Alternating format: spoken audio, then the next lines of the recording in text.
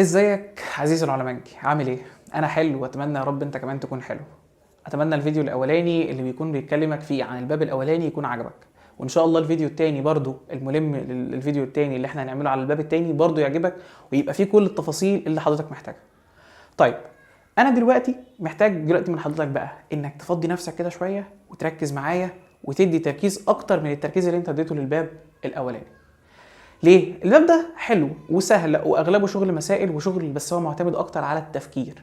فطبعا انا عارف ان انت التفكير عندك صعب يا عين، انا عارف، انما بس انا عايزك تبقى فاهم اكتر ان احنا ايه، الجزئيات سهله والهجاي كله سهل، بس انا مطلوب منك انك تبدا تفتح مخك معايا، تركز، هنربط الدنيا ببعضها ده بده وهكذا ونبدا ان احنا نشتغل. تعالى في البدايه نتكلم عن الجدول الدوري. طبعا انت عارف ان الباب الثاني عندنا بيتكلم عن الجدول الدوري. طيب الجدول الدوري بتاعك بقى ده بيتكون من ايه وعباره عن ايه وجات ازاي؟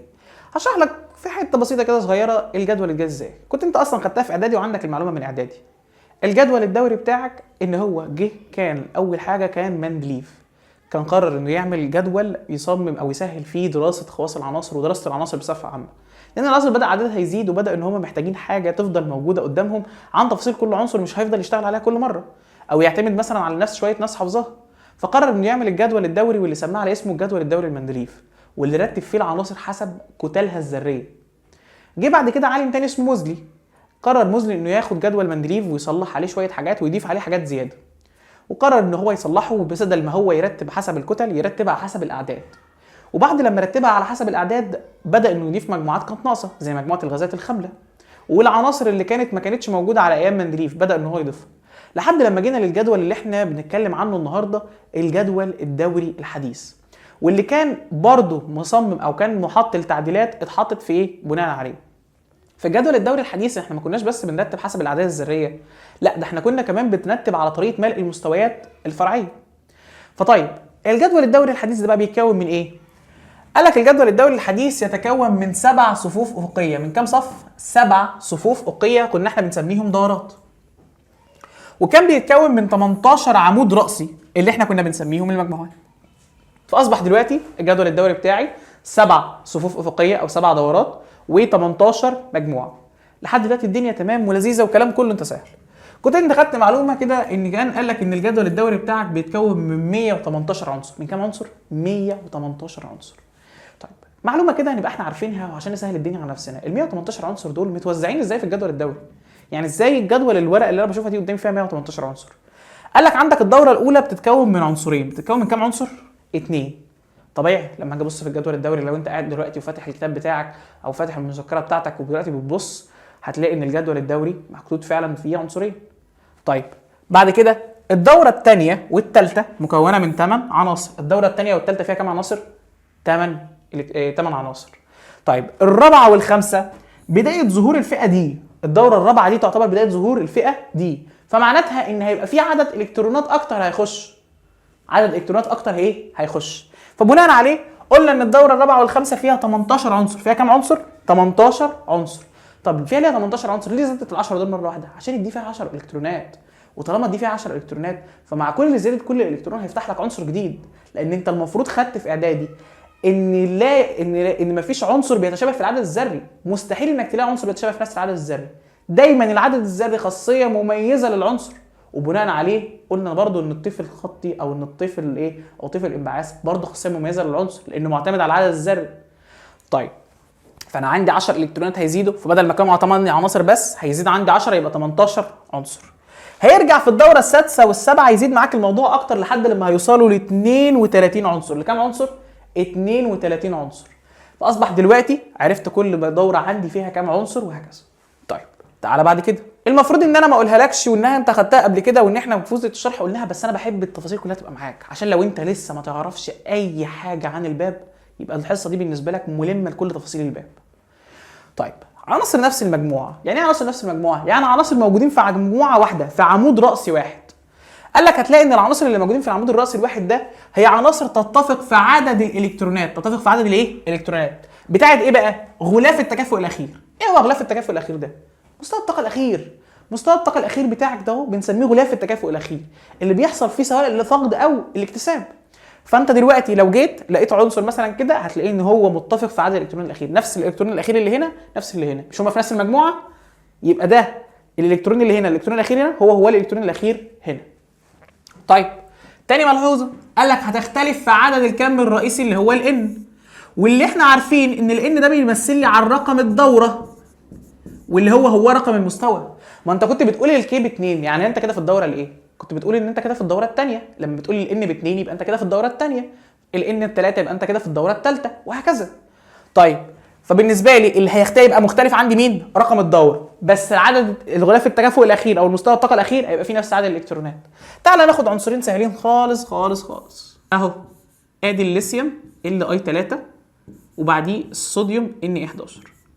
ده المستر، ممكن المستر بيضحك عليا حاطط عنصرين تحت بعض كده ويقول لي يا مستر، يقول لي كده ده هما كده مظبوطين في المجموعه. تعال نوزعهم. الليثيوم هوزعه لك بص توزيع اللي انت بتحبه وبتموت فيه. كي فيها 2 والال فيها 1. تعالى هنا الكي فيها 2 وادي ال فيها 8 وادي الام فيها 1. صعب الكلام ده؟ ايه اللي انت لاحظته؟ والله يا مستر فعلا لقيت ان المستوى الطاقه الاخير فيه 1 الكترون، وهنا برضو فيه 1 الكترون. هنا كان ال فيه هنا دورتين، هنا بقى فيه 3 دورات. يبقى انا دلوقتي عناصر نفس المجموعه مختلفه في عدد الدورات بس متساويه في الكترونات المستوى الطاقه الاخير. طب تعالى في الدوره. قال لك الدوره بقى عكس المجموعه. مش انت وانا قلت بتتفق في الكترونات الغلاف الاخير؟ قال لك هنا بقى تختلف في عدد الكترونات غلاف التكافؤ الايه؟ الاخير. مختلف. انت فوق في المجموعه قلت متشابهين، لا هنا مختلف. طب مين اللي هيبقى متشابه او مين اللي هيتفق؟ عدد الكم الرئيسي اللي هو ان، اللي احنا قلنا بيمثل لي رقم الايه؟ رقم الدوره. مش هما في نفس الدوره فطبيعي يبقى لهم نفس الان. بمثال تعال ناخد دي بس من زاويه ثانيه. ادي اهو ان ايه وام جي، ده 12 وده 11. حاجه بسيطه خالص اهو. بص عناصر حضانه. الان ايه ده اهو كان فيه 2 8 1. طب الام جي 2 8 2. صعب الكلام ده؟ انا دلوقتي عندي اهو 3 مستويات وهنا 3 مستويات، بس الالكترون المستوى الاخير ده فيه 1 الكترون وده فيه 2 الكترون. اذا غلاف التكافؤ الاخير مختلف بس نفس عدد الدوره او نفس عدد الكم الرئيسي ايه؟ 1 عندي ومتساوي. صعب الكلام ده؟ طيب نخش على اللي بعد كده. فئات الجدول الدوري. الجدول الدوري عندي متقسم لفئات. متقسم لايه؟ لفئات. 4 فئات. 4 فئات. طب ايه هم طيب؟ اس وبي ودي واف. فاكر في البدايه قلت لك ايه؟ مش قلت لك انه توزع او ان الجدول الدوري بتاعك اتعمل على اساس حاجتين، الجدول الدوري الحديث على اساس حاجتين: اعداد الذريه وطريقه ملئها، او اعداد الذريه وتتبعها مع بعضها حسب الاعداد الذريه، وعلى حسب مين؟ طريقه ملء المستويات الفرعيه. فطبيعي ان المستويات الفرعيه عندي اس وبي ودي واف، فطبيعي انه هيتقسم ان الفئه اس فيها العناصر اللي بتتملى فيها الاس، والفئه بي فيها العناصر اللي بتتملى فيها البي والدي والاف وهكذا. طيب تعال نكمل. ازاي اقدر بقى من لو انا معايا عنصر ازاي اقدر احدد الفئه والمجموعه، الفئه والايه والدوره اللي انا فيها، الفئه والدوره اللي انا فيها. عايز اعرف انا معايا عنصر، عايز اعرف انا في انهي فئه وفي انهي دوره. ممكن يسالني ويديني مثلا عنصر يقول لي انا في موجود في الفئه الايه والدوره الكام، وممكن كمان شويه يقول لي انا كمان في المجموعه ايه. فانا لازم اكون عارف ازاي اقدر اطلعها لو انا معايا العنصر. طيب قال لي اول حاجه الفئه تحدد من موضع دخول اخر الكترون. من موضع دخول اخر ايه؟ الكترون. اخر الكترون حضرتك حطيته بايدك وانت بتوزع هو ده الفئه بتاعتك، هي دي الفئه اللي الالكترون بتاعك فيها. بمثال خلينا بس الاول قبل ما نروح للمثال خلينا نكمل. رقم الدوره وقلنا بتحدد من قيمه الايه؟ الان. ببص على قيمه الان بتاعتي، والله على حسب بتاعت مين بقى؟ بتاعت انهي مستوى فرعي؟ بتاعت الاس. هشوف الان اللي جنب الاس، الرقم اللي جنب الاس هشوف هو كام، وده بالنسبه لي رقم الدوره. تعالى هنا عندي كريبتون 36. كريبتون 36 قبل الكريبتون قلنا الارجون 18. قلنا الارجون ايه؟ 18. 4 اس 2 كلام جميل. ادي كده 20. 3 دي كام؟ باقي كده ادي كده 20 يبقى ال 3 دي فيها 10. ادي كده ال 30. باقي عندي لسه 6. 4 بي مش قلنا بقى ان الان بتاعت الاس هي الان بتاعت البي؟ 4 بي باقي كام؟ باقي 6. ادي كده 2 و18 10 20 قصدي و10 20 و10 30 و6 36. طيب انا عايز اعرف الكريبتون ده موجود في انهي دوره وفي انهي فئه. موجود في انهي دوره وفي انهي ايه؟ فئه. طيب هبص كده، اخر الكترون حضرتك حطيته فين؟ حطيته في ال4 بي 6. ماشي. يبقى انا دلوقتي طالما انا حطيت هنا يبقى انا في الفئه الايه؟ يبقى انا في الفئه بي. يبقى انا في الفئه ايه؟ بي. طيب انا عايز اعرف انت في الدوره الكام؟ هقوم رايح باص راجع كده اهو لحد لما الاقي الاس بتاعتي اللي في نفس المستوى اللي انا فيه، لقيتها 4 اس. يبقى انا في الدوره الكام؟ يبقى انا في الدوره الرابعه. صعب الكلام ده؟ قدرت ان انا احدد الفئه والدوره من خلال الايه؟ من خلال التوزيع بتاعي. بصيت اخر الكترون انا حاطه في البي يبقى انا اذا في الفئه بي. بصيت على الان بتاعت الاس لقيتها ب4 يبقى انا اذا في الدوره الرابعه. في مشكله في الكلام ده؟ طيب تعال نكمل. هنمسك بقى دلوقتي فئه نتكلم عنها. فئه نتكلم عنها. اول حاجه عندي او اول فئه عندي هي الفئه اس. هي الفئه ايه؟ اس. الفئه اس دي موجوده على يسار الجدول الدوري، موجوده على يسار الجدول الايه؟ الدوري. الجدول الدوري بتاعي هي موجوده على اليسار بتاعي. طيب بتتكون من كام مجموعه؟ قال لي بتتكون من مجموعتين. يبقى الفئه اس موجوده على يسار الجدول، موجوده على يسار الايه؟ الجدول. بتتكون من كام مجموعه؟ 2. قال لك يا اما مجموعه الاقلاء اللي هي المجموعه 1A، يا اما الاقلاء الارضيه اللي هي 2A. يبقى الفئه اس بتتكون من مجموعتين بس، 1A و2A. 1A بسميها الاقلاء وال2A بسميها الاقلاء الارضيه. صعب الكلام ده؟ في اي مشكله في الكلام ده؟ طيب بص يا سيدي، قال لي ان انا دلوقتي عشان بس قبل ما اكمل، هو الاس كانت بتكتمل بكام الكترون؟ 2 الكترون. فده معناته من خلال الاس فيها كام الكترون ممكن اعرف هي كام مجموعه. مش شرط بقى دلوقتي احفظ، انا بس دلوقتي اللي انا عايز اعرفه ان هي موجوده على يسار الجدول. تمام. طب بتتكون من كام مجموعه؟ والله يا مستر هي الاس بتكتمل ب2 الكترون، فاذا دلوقتي الموضوع بالنسبه لي سهل. يبقى انا عندي الاس طالما بتكتمل ب2 الكترون يبقى انا عندي مجموعتين. ليه؟ ما هو كل زياده في العدد الذري يعني كل ما الكترون هيتضاف كل ما هي تبقى مجموعه جديده، فالاس اخرها 2، فانا هتفتح عندي كام مجموعه؟ 2. طيب دلوقتي انا عايز اعرف انا في انهي فئه او انهي مجموعه في الاس. قال لي لو انت الاس بتاعتك فيها الكترون واحد، فيها كام الكترون؟ الكترون واحد. ده معناته ان انت في الاقلاء اللي هي المجموعه 1A. طب لو الاس بتاعتك مكتمله فيها 2 الكترون، قال لك ده معناته ان انت في ال2A.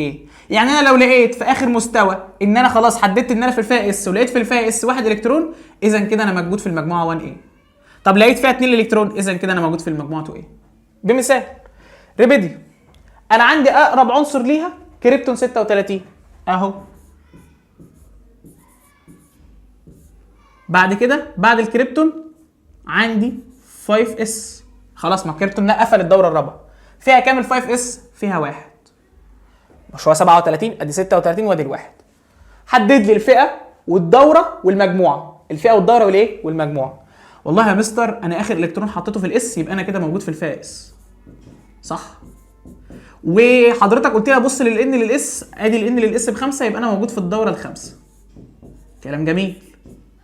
طيب انا اخر الكترون فيه الكترون واحد يبقى انا اذا كده انا موجود في المجموعه 1A. تعالى هنا كالسيوم، عايز توزعه ارجون 18 وزعه اهو ارجون 18 4S2 ادي كده ال 20. الاس فيها كام الكترون؟ 2. طيب اخر الكترون حضرتك حطيته فين؟ حطيته في الاس. يبقى اذا حضرتك موجود في الفئه اس في الدوره الرابعه في المجموعه الاس فيها كام الكترون؟ قلنا 2، يبقى انا في المجموعه 2. وادي الفئه اس خلصت. تعال على الفئه اللي بعدها. الفئه اللي بعدها عندي هي الفئه بي. الفئه ايه؟ بي. طيب الفئه بي قال لك توجد على يمين الجدول. يبقى انا دلوقتي الفئه اس على يسار الجدول والفئه بي على يمين الجدول. طيب الفئه بي قبل ما انزل لعدد المجموعات، الفئه بي بتاخد كام الكترون؟ 6 الكترونات يا مستر. خلاص ادي ال6. يبقى انا كده بتتكون من كام مجموعه؟ 6 مجموعات. يبقى انا بتتكون من كام مجموعه؟ 6 مجموعات. ادي اهو يا باشا ال6 مجموعات بتوعي. منهم مجموعتين بس اللي مهمين، هم كل المجموعات مهمه بس هم اشهر مجموعتين بيحصل عليهم كلام. مجموعه اسمها الهالوجينات اللي هي المجموعه 7A، ومجموعه اسمها الغازات الخامله اللي هي المجموعه الصفريه او المجموعه 0. يبقى انا عندي الهالوجينات والمجموعه الصفريه دول موجودين في الفئه بي. طب والفئه بي بتتكون من كام مجموعه؟ 6 مجموعات. طيب ازاي اقدر برضو في البي احدد انا في انهي مجموعه؟ انا عندي 6 مجموعات، ازاي اقدر احددها؟ قال لك بص، مش انت لما بتيجي توزع بتلاقي الان للاس هي الان للبي؟ قال لي ماشي. قال لي بص مش مشكلتنا، مش الاس بيبقى فيها الكترونات؟ قلت له اه. وقال لي والبي بيبقى فيها الكترونات؟ قال لي اه. قال لي ناتج جمع الالكترونات اللي في الاس وفي البي تديك رقم المجموعه، تديك رقم الايه؟ المجموعه. خلاص كلام جميل. تعال نجرب كده. انا عندي اهو ارجون 18 وزع بعديه 4 اس 2 بقت ال 20 3 دي 10 اتقفلت خلصت كده ال 30 4 بي 3. كلام جميل. حدد لي من هنا الفئه والدوره والمجموعه. انا اخر الكترون حاطه في البي يبقى انا موجود في الفئه بي. الدوره هبص على الان بتاعت الاس، الان بتاعت الاس بكام؟ ب4، يبقى انا في الدوره الرابعه. بعد كده انا عايز احدد المجموعه، المستر قال لي عشان تحدد المجموعه هتبص لعدد الالكترونات اللي في الاس مع عدد الالكترونات اللي في البي. 2 و3 كام؟ 5. وبميز جنبها الرقم ايه؟ الرمز ايه؟ يبقى الاس والبي هم العناصر او هم المجموعات اللي بحط جنب رقم المجموعه ايه؟ بحط جنب رقم المجموعه ايه؟ ايه. طيب بص يا مستر، انت بص انا مش متاكد منك بصراحه، انا عايز اتاكد انا. فانا ممكن نجرب في حاجه مثلا سهله او في عنصر سهل مثلا. خلينا ناخد الالومنيوم. انت كده كده عارفه وحفظته واشتغلت عليه كتير. ايه ال 13 ممكن نوزعه؟ ماشي يا مستر وزعه نيو. ماشي يا مستر مع اني كنت هوزعه 1 اس بس ماشي. ادي نيون 10. بعد كده النيون 10 ده معناته ان انا هبدا في الايه؟ في ال 3 اس 2. بعد كده 3 بي 1. ادي ال 13. انا موجود في الفئه كام يا ريس؟ موجود في الفئه بي لان اخر الكترون انا حاطه في البي. طب المجموعه مستر انت نسيت الدوره بس مش مشكله هقولها لك. ادي 2 وادي 1، 1 و2 3، يبقى انا في المجموعه 3 ايه. ادي نخش بعد كده على الدوره. بص للان بتاعت الاس يا مستر، الان بتاعت الاس ب3 يبقى انت في الدوره الثالثه. كده كده انت عارف الكلام ده، وكده كده لو رجعت الكتاب سواء هنا او هنا ومشيت على التفاصيل دي، الفئه دي والدوره دي والمجموعه دي، هتلاقي العنصر اللي موجود قدامك. طيب خلينا نكمل. خلصنا الفئه بي، نخش على الفئه اللي بعدها. فئه هي مش صعبه بس ولكن تفاصيلها كتيره شويه. الفئه دي انا عندي الاس موجوده على يسار الجدول والبي على يمين الجدول. الفئه دي موجوده في المنتصف، موجوده في منتصف الايه؟ الجدول، موجوده في منتصف الجدول بتاعي. طيب قال لي موجوده فين؟ قلنا في منتصف الجدول. بتتكون من 10 اعمده رئيسيه. ركز عشان هيحصل فرق دلوقتي. بتتكون من كام عمود؟ 10 اعمده. ما هو طبيعي، ما هو البي كانت بتتكون من 6 اعمده اللي هم 6 مجموعات، والاس كانت بتتكون من عمودين اللي هم مجموعتين. فالبي الدي بما انها قصدي بتكتمل ب 10 يبقى اذا هي ايه؟ 10 اعمده. طيب ال10 اعمده بتوعي دول اللي موجودين قدامي دول بتكون لي كام مجموعه؟ قال لي بتكون لي 8 مجموعات. بتكون لي 8 مجموعات. يجي لك على الحته دي سؤال علل.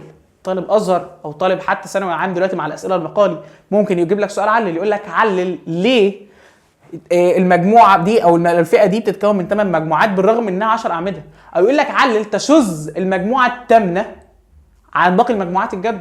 مش هقول لك عن مجموعه الفئات اللي هي فيها، لا عن مجموعات الجدول كلهم. قال لك لان المجموعه الثامنه اللي موجوده عندك دي بتتكون من 3 اعمده. يعني المجموعه الثامنه الوحيده بتتكون من كام اعمده؟ 3. انت المفروض ان انت عندك اهو لو جينا حتى نقولها، انت بتبدا بال 3 بي، بعد كده 4 بي، بعد كده 5 بي، بعد كده 6 بي، بعد كده 7 بي، واخيرا المجموعه الايه؟ الثامنه. بعد المجموعه الثامنه بتبدا بقى 1 بي 2 بي. صار الكلام ده؟ لا، هم دول المجموعات. عدهم كده كام مجموعه؟ 1 2 3 4 5 6 7 8. 8 مجموعات. المجموعه ده اهي ما بتاخدش حرف، مميزه عنهم، ما بتاخدش ايه؟ ما بتاخدش جنبها بي، تتكتب 8 بس كده. بس بتتكون من كام عمود؟ من 3 اعمده. من كام عمود؟ 3 اعمده. صعب الكلام ده؟ لحد الان الدنيا لذيذه. طيب يا مستر انا برضه عايز اعرف، انا كده دلوقتي خلاص عرفت ان هي تشذ وهكذا وعرفت التفاصيل. طب هنا برضه لو جه سالني انا في انهي مجموعه جوه السبعه دول؟ تمام، انا عايز اعرف. شفت انت عملت ايه مع البي؟ خدت عدد الالكترونات اللي في الاس جمعته مع البي. طب انا هنا في الدي، خد عدد الالكترونات اللي مع الاس اجمعه مع الدي. الاس فيها 2 الكترون والدي فيها 2 الكترون، يبقى انا كده في المجموعه 4 بي. البي فئه العناصر الانتقاليه، الدي قصدي فئه العناصر الانتقاليه، فكلها بتاخد الحرف بي. انما الفئه اس والفئه بي بتاخد الحرف ايه. طيب تعالى هنا، سكنديوم 21 ارجون 18 اقرب غاز خامل 4s2 3d بكام؟ بواحد. طيب قول لي الدوره وقول لي المجموعه وقول لي الفئه. اخر الكترون يا مستر انا حاطه في الدي، يبقى انا اذا انا في الفئه دي. المجموعه يا مستر انا في المجموعه 1 و2، يبقى انا كده في كام؟ في 3 بي. جمعت عدد الالكترونات اللي هنا مع عدد الالكترونات اللي هنا. طب الدوره يا مستر انا هشوف الان بتاعت الاس ب4، يبقى انا في الدوره الرابعه. بص على ال 3 بي الفئه دي الدوره الرابعه، هتلاقي عنصر السكنديوم عندك موجود فيها. طيب دي بس؟ لا، التفاصيل بس الصغيره اللي موجوده عندها على الفئه دي. خلي بالك، انت معلومه انت اكيد عارفها يعني، ان الفئه دي عندك بتكون بسميها باسم العناصر الانتقاليه. بسميها باسم العناصر الايه؟ الانتقاليه او الفلزات الانتقاليه. يعني يا بسميها العناصر الانتقاليه يا بسميها الفلزات الانتقاليه. طيب بتتكون من كام سلسله؟ من 3 سلاسل. من كام سلسله؟ 3. وقلنا دي معلومه مش صح قوي، عشان بعد كده هنعرف ان هي بتتكون من اكتر من كده. طيب السلسله الانتقاليه الاولى دي سلسله بيملأ فيها المستوى الفرعي 3D. ما طبيعي يا مستر، سلسله انتقاليه اولى وبتكلمنا عن الفئه دي، فاول ظهور للدي في ال 3D، فطبيعي ان اول سلسله دي انا هيتتابع فيها ملء المستوى الفرعي 3D، وتقع في الدوره الرابعه. شوف بقى الفاهم بقى اللي حافظ الملاحظات بتاعت الايه، مبدا البناء، مش حافظها اس وبس والجو ده. انا دلوقتي عندي هنا ال 3D، قلنا الان بتاعت الدي بتبقى ان ناقص 1 من ان الاس، فلو زودت هنا 1 انا خلاص كده عرفت ان انا في الدوره الرابعه، مش محتاج بقى ان انا احفظها. انا كل اللي انا عرفته ان السلسله الانتقاليه الاولى بال 3D. طب في الدوره الكام؟ 3D، يبقى انا في الدوره الرابعه. زودت 1، انا فاهم. طيب وتتكون من 10 عناصر، برضه انا فاهم ان الدي فيها 10 بتكتمل ب 10 الكترونات، ومع زياده كل الكترون انا خلاص قدر ان انا استوعب، فاذا برضه بيبقى ايه؟ ب 10 عناصر. اللي انت بقى هتبدا ان حضرتك نحطك في جزئيه الحفظ بتاعته شويه. قال لك تبدا بعنصر السكنديوم، تبدا بعنصر الايه؟ السكنديوم اس سي 21 وتنتهي بالخرسين زد ان 30. لازم حضرتك مطلوب من حضرتك انك تبقى حافظ بدايه كل سلسله ونهايتها. انا سهلت لك السطر الاولاني، السطر الثاني ده بتاعك انت بقى، انك تحفظ انا ببدا بعنصر ايه وبقفل بعنصر ايه. طيب تعالى على بعد كده، دي خلاص خلصت السلسله الانتقاليه الاولى. تعالى على السلسلتين التانيين. قال السلسله الانتقاليه الثانيه يتتابع فيها ملء المستوى الفرعي 4D. والله يا مستر انا كنت متوقع، لما انت قلت لي اول مره واول ظهور في ال 3D، فانا كده متوقع انك هتتكلم عن ال 4D. فخلاص قال لك دي تقع في الدوره الخامسه. والله عارف، ما انا عرفت برضه، خلاص عرفت قضيتها، عرفت قصتها ايه، وبتتكون من 10 عناصر، مش جديده. تبدا بعنصر الإيثيريوم، ده بقى الجديد Y39، وتنتهي بعنصر الكادميوم CD48. خلاص كده دلوقتي يبقى ده السلسله الانتقاليه عند الثانيه، فرق او زياده واحده عن السلسله الانتقاليه الاولى. بدل 3D بقينا في ال 4D، بدل الدوره الرابعه بقيت الدوره الخامسه. كده 10 عناصر في كله ثابت، بس هناك كانت بتبدا بالسكنديوم وتنتهي بالخرسين، هنا بتبدا باليوتيريوم وتنتهي بالكادميوم. تمام؟ طب السلسله الانتقاليه الثالثه، خلاص بقى مستر اللعبه بقت محفوظه. 5D، وهبقى في الدوره السادسه وهبقى من 10 عناصر. ببدا بايه؟ ببدا بعنصر اللانسيوم Le57 وبنتهي بالزئبق Hg80. ودي السلاسل الانتقاليه بتاعت الدي. طيب تعالى بقى نروح للي بعد كده. بعد كده اخر فئه هتكلم عنها هي الفئه اف. الفئه اف هي الفئه اللي موجوده اسفل الجدول الدوري، موجوده اسفل الجدول الايه؟ الدوري. وبرده في الحصص بتاعتنا قلنا ليه هي موجوده في اسفل الجدول الدوري. طيب قال لك بتتكون من سلسلتين. بتتكون من كام سلسله؟ سلسلتين. سلسله اسمها اللانسينيدات اللي بيبدا فيها ظهور الفور اف، وسلسله اسمها الاكتينيدات اللي بيبدا فيها ظهور الفايف اف. اللانسينيدات من الفور اف برضو ممكن اتوقع ان احنا قلنا ان الفور اف بتبقى ان ناقص 2 من الاس، فاذا انا كده بحدد من الاس يبقى انا في الدوره السادسه. وبتتكون من 14 عنصر عشان الاف بتتشبع ب 14 الكترون. فخلاص الجزئيه الاولانيه محفوظه. قال لك خلي بالك ان اللانسينيدات عناصر شديده التشابه. عناصر شديده الايه؟ التشابه، يعني الشبه بينها وبين بعضها كبير. الشبه بينها وبين بعضها ايه؟ كبير. وعشان كده كان قديما، ركز انا بقول ايه؟ قديما كانوا بيسميها باسم الاكاسيد النادره. كانوا بيسموها باسم الاكاسيد النادره. طب ليه كانوا بيسموها بالاكاسيد النادره؟ عشان كان صعب ان هم يفصلوا ما بين ده وما بين ده.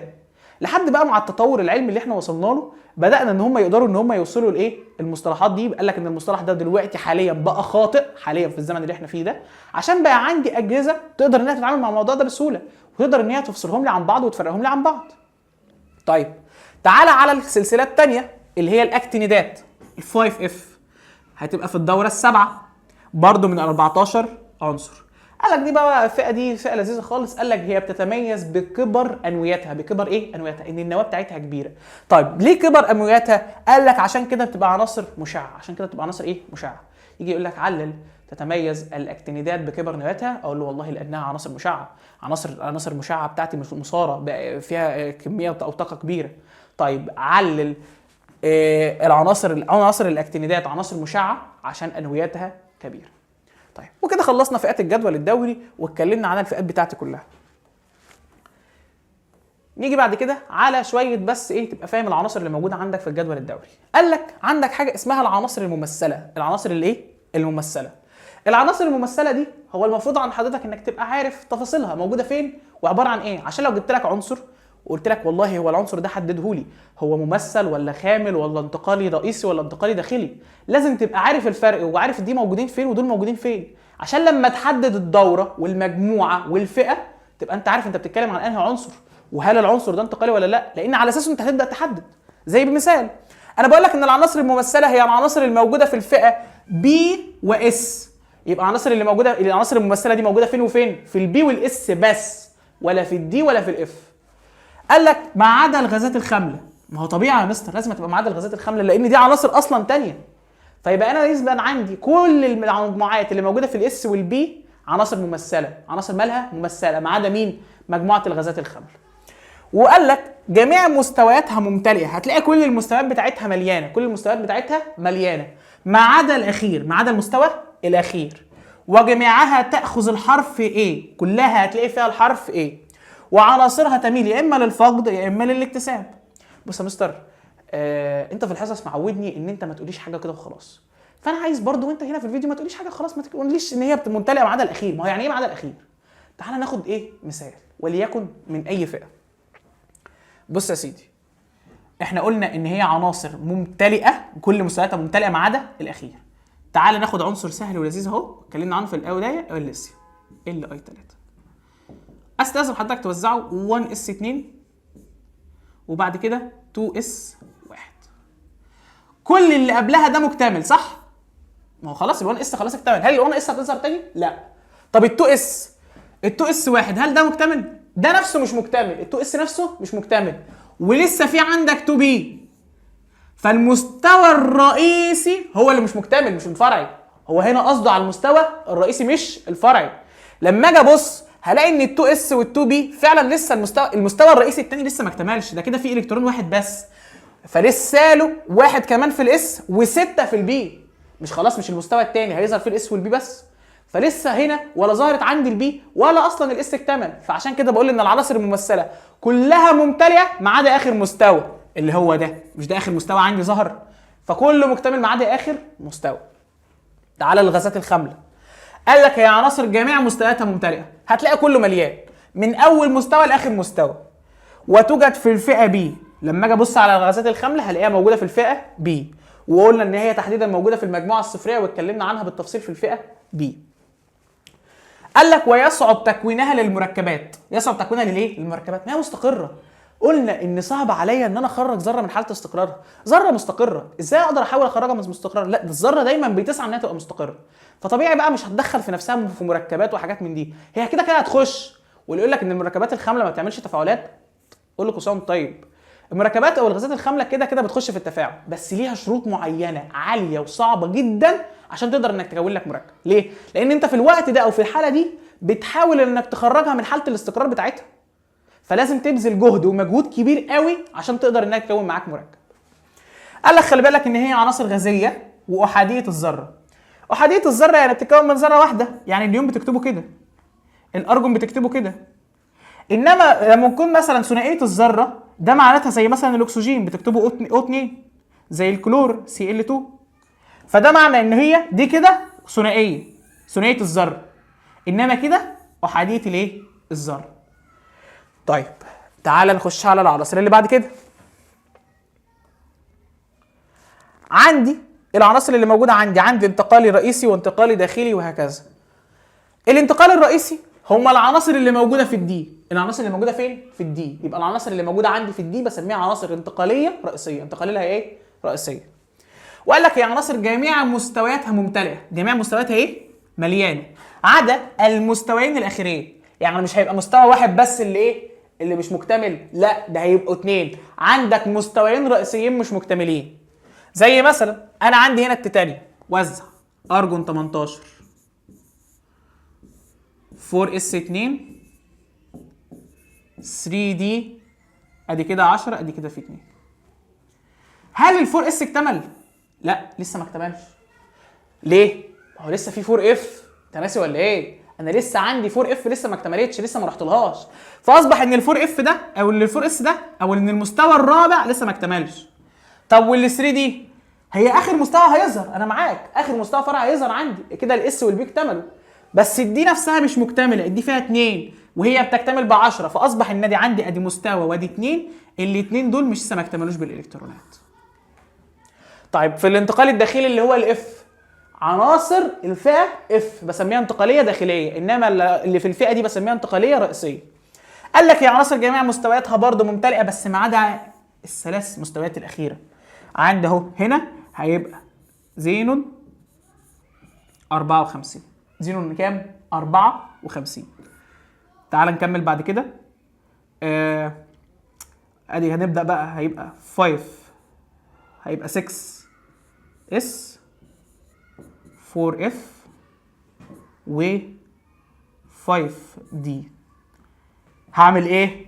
هحط الكترونين في الاس. كام الكترون في الاس؟ 2 وواحد في الدي. الملاحظات اللي احنا لسه قايلينها، الكترونين في الاس وواحد في الدي وواحد كمان في الاف اللي هو اللي باقي عندي، عشان انا 54 باقي عندي 4. فاصبح دلوقتي ال6 اس اكتمل؟ لسه في ال6 بي ولسه ال6 دي ولسه المفروض ان يبقى في اف، بس طبعا ده مفيش. الدي اكتمل؟ لسه في عندي 5 اف ما اكتملش، والدي نفسه ما اكتملش. ال4 اف اكتمل، هو اخر مستوى فرعي بس لسه ما اكتملش بال 14 الكترون بتوعه. فاصبح عندي كام مستوى كده ما اكتملوش؟ 3 مستويات. اتكلمنا عن العناصر وعرفنا كل الفئه وعرفنا الجدول الدوري بتاعي بيتكون ازاي ومنين وفين. نيجي بقى للبعبع، للمرعب، للمسائل الصعبه جدا اللي بجد هتلاقيها دلوقتي بعد الفيديو اسهل من السهوله. تدرج الخواص بتاعت الجدول الدوري. الجدول الدوري بتاعي والتدرج الخواص بتاعته. الخواص بتاعته بتتدرج ازاي او بتعمل ازاي؟ اول حاجه عندي هتكلم فيها، عايزك تبقى عارفها، حاجه اسمها طول الرابطه. طول الايه؟ الرابطه. طول الرابطه هي المسافه بين مركزي نواتي ذرتين. مركزي نواتي ايه؟ ذرتين. يعني انا عندي ذرتين، النواتين او المركزين بتوعه جنب ايه؟ جنب بعض. متحدتين. مالهم؟ متحدتين. يعني عندي دلوقتي المسافه بين مركزي نواتين، ادي مثلا مركز، ادي دايره دلوقتي اهو، دي ذره ودي ذره، ادي نواه وادي نواه. المسافه اللي ما بينهم ده اهي بسميها طول الرابطه. وبيكونوا متماثلين عشان يبقوا زي بعض، يبقوا نفس طول الرابطه اللي هنا نفس طول الرابطه. ليه؟ عشان لما هاجي اجيب نص القطر، قال لك هو نصف المسافه. هو عشان تجيب نص اي حاجه بتعمل ايه؟ يا بتضرب في نص يا بتقسم على الاثنين. طيب هو انا لو دول مش زي بعض واجي قسمتهم على الاثنين، هيبقى الطول ده قد الطول ده بالعدل. هو كده كده هيقسم لك الناتج، هيجيب لك ده على ده هيبقى بكام؟ هيقول لك هيساوي لك ده وهيساوي لك ده. ولكن هل هيبقى العدل؟ هتلاقي مثلا الذره مثلا كده والذره اللي جنبها كده. فهو طبيعي لما هيقسم هو ملوش دعوه بقى بين كبير وبين صغير، هيقسم الرقم او الطول ده كله على الاثنين. فهل هينفع ان هيبقى نص القطر ده هو نفس القطر ده؟ فعشان كده بقول ان طول الرابطه بتحصل ما بين ايه؟ ذرتين متماثلتين، عشان يبقوا لهم نفس طول القطر او نفس طول الرابطه. بين مركزي ذرتين متماثلتين في جزيء ثنائي الذره اهو. يعني مثلا وليكن هنفترض مثلا ان ده اكسجين O2، ادي اكسجينه وادي الاكسجينه اللي جنبها، طول الرابطه اللي ما بينهم هي الايه؟ نصف القطر. طيب نصف القطر ار اللي برمز دي بالار، رياضه خالص، واللي انت ممكن برضو تقول نق زي الرياضه. قلنا ان طول الرابطه عباره عن المسافه ما بين الاثنين. طب انا عشان اجيب نص القطر هقسم طول الرابطه على الاثنين، هقسم طول الرابطه على الايه؟ على الاثنين، فيديني نص القطر. طب ولو انا عايز العكس، لو عايز طول الرابطه، هتضرب نص القطر اللي هو نق في 2، طلع لي طول الرابطه. بس ملحوظتين. طب فرضنا يا مستر ان الذرتين غير متماثلين زي ما انت قلت كده، ذره صغيره وذره كبيره، احسبها ازاي؟ قال لك لو كانت الرابطه عايز تحسب نص قطر او عايز طول الرابطه للرابطه الغير متماثله، بتجيب نص قطر الذره الاولى زائد نص قطر الذره الثانيه. يبقى انا لو عايز احسب طول الرابطه لذره غير متماثله، يعني مثلا ذره كلور مع ذره هيدروجين، عايز احسب طول الرابطه اللي ما بينهم دي ايه، فهقوم رايح عامل ايه؟ جايب نص قطر رابطه الهيدروجين مع نص رابطه الكلور، واجمع الاثنين مع بعض يديني طول الرابطه بتاعتهم. طب في حاله الايون، خلاص بقى مستر انا فهمت اللعبه، ما هو طالما غير متماثلين بجيب الاولاني مع الثاني، يبقى خلاص برضه في الايونيه، ما انا في الايونيه عندي حاجتين، عندي ايون موجب وعندي ايون سالب، فهجمع نص قطر الايون الموجب مع نص قطر الايون السالب اهو. يبقى عشان في الرابطه الايونيه هجمع نص قطر الايون الموجب مع نص قطر الايون السالب، وماجي الجمع اللي ما بينهم هيديني طول الرابطه الايونيه. طول الرابطه الايه؟ الايونيه، مش نص القطر، طول الرابطه الايه؟ الايونيه. لحد دلوقتي الدنيا لذيذه والدنيا سهله وخلصت المسائل بتاعت نص القطر. طيب فكر معايا يا علمانجي، فكر. انا دلوقتي عندي مساله اهو، هجيب لي المساله بالشكل ده. بيقول لي طول الرابطه في الاتش 2 ب 6 من 10. طول الرابطه في الاتش 2 بكام؟ ب 6 من 10 انجستروم. ما تنساش الوحدات، ما تنساش الوحدات خاصه في الايه؟ في المسائل الكلاميه او الكتابيه. وطول الرابطه في الان 2 او اللي هو في الجزيء الثنائي للنيتروجين ب 1.4 من 10. ومديني طول الرابطه في الان او، ده مركب عباره عن نيتروجين واكسجين، ب 1.36 انجستروم. عايزك تحسب لي طول الرابطه في جزيء الاكسجين وطول الرابطه في الايه؟ في الميه. طيب هنمسك اول واحده الاكسجين، انا عايز احسب طول رابطه الاكسجين. هل انت معاك نص قطرها؟ لا، بس معايا مركب اقدر اجيب منه نص قطر الاكسجين. طب هجيبه ازاي؟ ما انا يا مستر معايا الان تربيع اللي هي طول الرابطه بتاعت الان، فانا ممكن اقول له الار للان، الار للايه؟ الان اللي هو نص قطر الان، هقول له الواحد واربعة من 10 اللي هو طول الرابطه على الاثنين، هقسم ده يبقى ب7 من 10 انجستروم. كده انا جبت طول مين؟ طول الان. خلصت. طيب عايز اعمل ايه تاني؟ هطرح الان اللي انا جبتها ده اهي من المركب، فاقول له والله يبقى نص القطر للاكسجين، نص القطر للايه؟ للاكسجين بتاعي هيبقى بكام؟ هاجي اطرح ال7 من 10 من الايه؟ من الرابطه كلها، يبقى 1.36 ناقص ال7 من 10، هتطلع تقريبا ب66%. زي الفل، تمام كده انا خلصت؟ لا، انت جايب مين؟ انت جايب الار. انا عايز الجزيء، انا عايز طول الرابطه اللي هي الاو 2. سهل، هضرب في 2، هضرب ال 66 ده اهي في 2، هتطلع بتقريبا ب 32 انجستروم، 1.32 انجستروم. طبعا لو في اي مشكله في الحسابات، بس هي بالظبط، يعني هي خطوات ثابته، بس ممكن يبقى في مشكله بس في الناتج. خلصنا الكلام ده كله، كده انا جبت طول الرابطه. طب معلش يا مستر اتش 2، هل معناتها ان انا هاخد هنا الرقم كله على بعضه واقوم جامعه مع نص القطر؟ ما تبقاش غبي بقى. الاتش 2 دي هي عباره عن ذره اكسجين متحده مع هيدروجين، فانت هتجيب طول الرابطه اللي ما بينهم. يعني يا مستر لو كتب لي حتى كده ان اتش 4 مثلا، هيبقى معناها ان هو عايز نص قطر الهيدروجين مع الهيدروجين. طب والفور ولا كانها موجوده، ولا كانها عندك. انت بتاخد الرابطه اللي ما بين دي وما بين دي. خلاص يا مستر، يبقى انا كده هقول ان اللي طول الرابطه بتاعه ال H2O هيبقى عباره عن نص قطر الاكسجين اللي انت جايبه ب 66 زائد نص قطر الهيدروجين. خلاص بقى، ما انت خلاص انت هتجيبه هنا، فهو مديك طول الرابطه ب 6 من 10 على الاثنين اللي عشان تجيب منه نص القطر مره واحده، هتطلع معاك ب 3 من 10، يبقى الرقم ب 96 انجستروم. خلصت المساله، مفيش اي صعوبه. كل العلاقه انا فهمت هو مديني ايه وانا محتاج اجيب ايه بس. طيب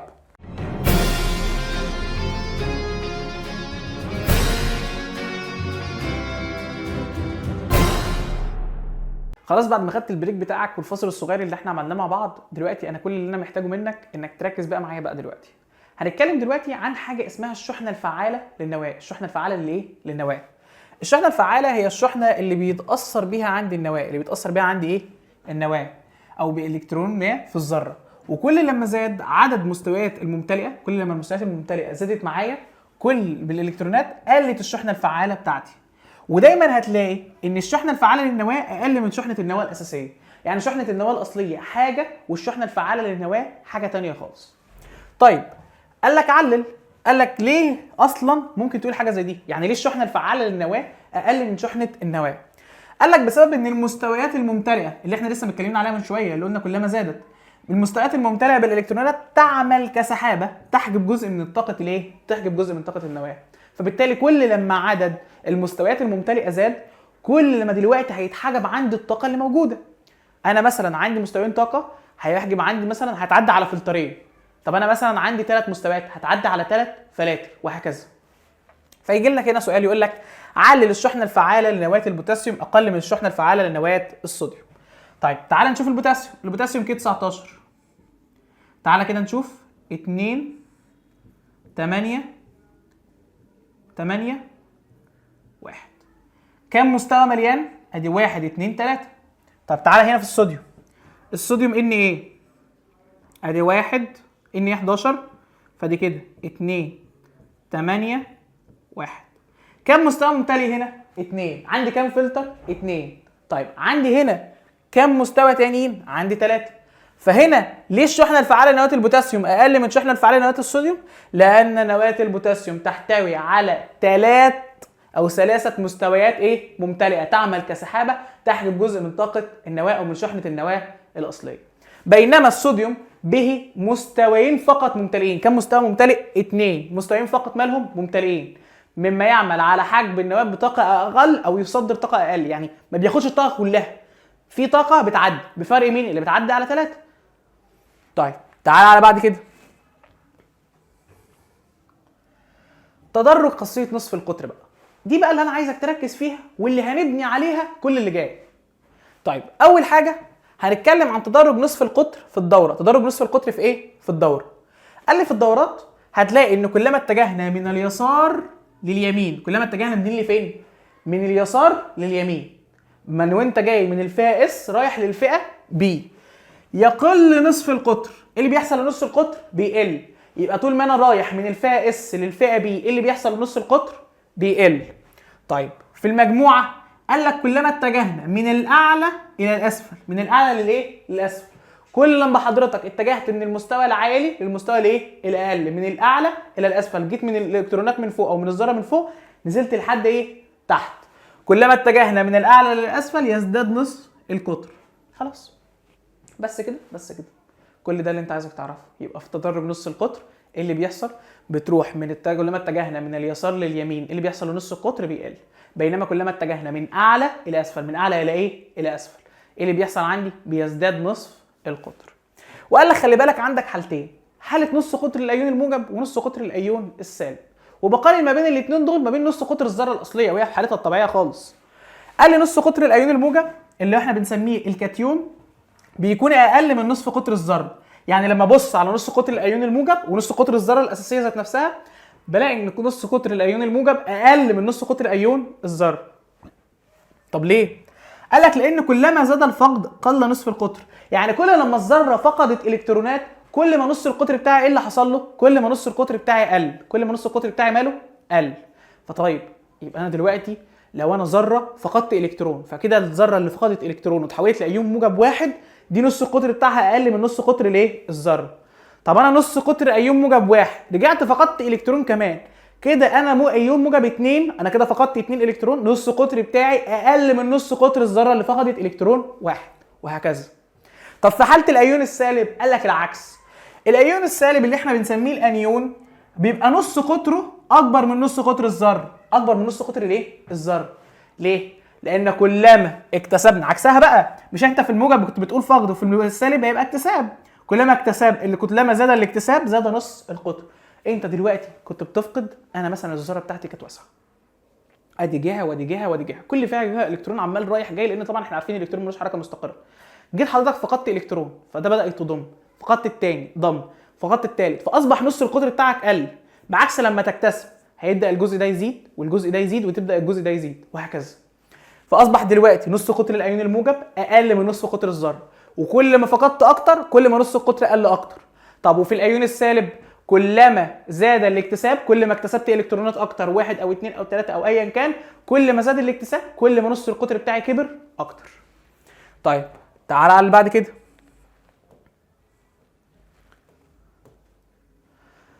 قال لك خلي بالك بقى، هنبدا ان احنا نتكلم دلوقتي عن حاجه اسمها جهد التأين. جهد الايه؟ التأين. احنا هنعرف يعني ايه جهد التأين وهنربطه باللي قبله. قال لك جهد التأين ده هو مقدار الطاقه اللازمه لازاله او فصل الالكترون ايه؟ الاقل ارتباطا بالذره. هو مقدار الطاقه اللي حضرتك محتاجها كالكترون علشان تخرج بره الذره او ان انا اشيلك بره الذره خالص. طيب ارتباطا بالذره وصفاتها ايه؟ الذره بتكون مفرده غازيه. مفرده ايه؟ غازيه. وقال لك خلي بالك ان جهد التأين ده عمليه مصه للحراره، ولو انت فاكر في اولى ثانوي الترم الثاني كنا بنقول مصه للحراره يعني الدلتا اتش بتاعتها مالها؟ موجبه. الدلتا اتش بتاعتها مالها؟ موجبه. يبقى انا دلوقتي جهد التأين ده او بنسميه طاقه التأين هو الجهد او الطاقه اللي محتاجينها علشان نخرج الالكترون بره الذره. وكنا اتكلمنا في الحصص بتاعتنا اتكلمنا عن ان جهد التأين هو الحاجه اللي بعد جهد الاثاره. جهد الاثاره ان انت كان بيبقى معاك الكترون موجود في مستوى معين، بدا يكتسب كم من الطاقه، بدات الطاقه دي تتحول يطلع للمستوى الاعلى فالاعلى اللي يتناسب معاه في الايه؟ في الطاقه، لحد لما وصل انه خلاص انا وصلت لاخر المستويات بتاعتي، بدات ان انا ايه؟ انتقل للمستوى اللي بعده تاني، لحد ما خلاص خرجت بره الذره كلها. ولما بخرج بره الذره كلها بيتحول من انه كان جهد اثاره لبقى جهد ايه؟ تأين. طيب قال لك خلي بالك اهو، مش احنا قلنا عمليه مصه للحراره؟ فانا عندي اهي الذره المفرده، عندي الذره المفرده. الذره المفرده بتاعتي بتكتسب كميه من الطاقه. كميه من الايه؟ من الطاقه. ما انا هخرج الالكترون ده ازاي؟ محتاج طاقه تخليني افضل انقل الالكترون لحد لما يوصل لاخر مستوى ويخرج بره خالص. فبالتالي بيطلع عندي بتحول الذره بتاعتي لايون موجب وبفقد الالكترون ماله بتاعي. وقال لك خلي بالك جهد التأين بتاعك بيكون اكبر ما يمكن، يعني اكبر جهد تأين يكون امتى؟ قال لك لو كنت حضرتك كسرت نظام الكتروني مستقر. نظام الكتروني ماله مستقر. يبقى انا دلوقتي امتى اقول ان جهد التأين بتاعي اكبر ما يمكن؟ لما اكسر نظام الكتروني ماله مستقر. لما اكسر نظام الكتروني ماله مستقر. طيب ايه هو النظام الالكتروني المستقر؟ قال لك انت عندك 3 اشكال للنظام الالكتروني المستقر.